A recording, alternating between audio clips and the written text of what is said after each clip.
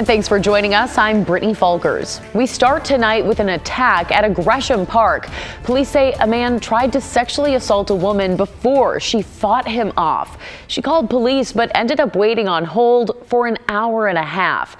Catherine Cook talked with police and 911 about what went wrong.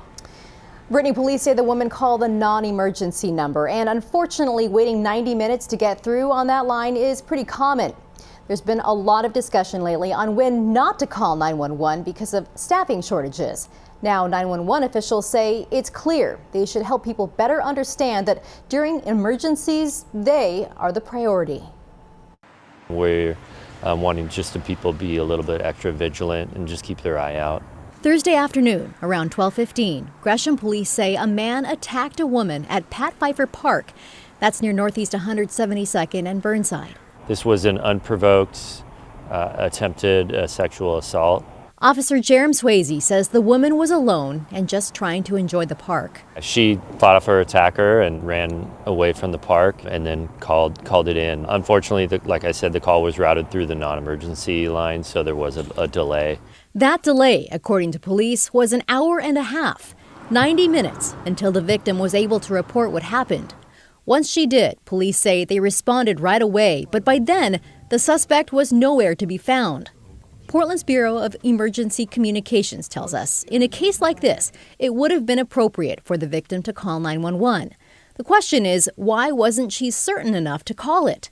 We asked BOEC spokesperson Dan Douthit. Hearing a scenario like that, what does that tell you? It's terrible. Somebody needed law enforcement right away, and they weren't able to connect with us. And so it just shows that we need to continue working to make it so that people are not waiting a long time to reach our call takers. And he says it's important to remind people when they can and should call 911.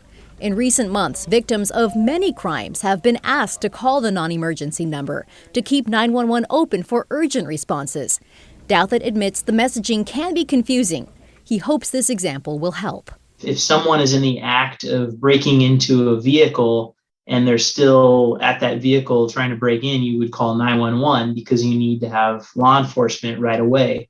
If you find your vehicle broken into many hours later, that would be an example of when to call the non-emergency. According to BOEC, the average hold time for calling 911 was 45 seconds in November, still below the national standard, which recommends 90% of 911 calls be answered within 15 seconds. The city is dealing with 15 to 30% more 911 calls now than they were a few years ago. And they're short on dispatchers. A few months ago, they had 37 unfilled positions. Douthit says in the next year or so, they should all be filled.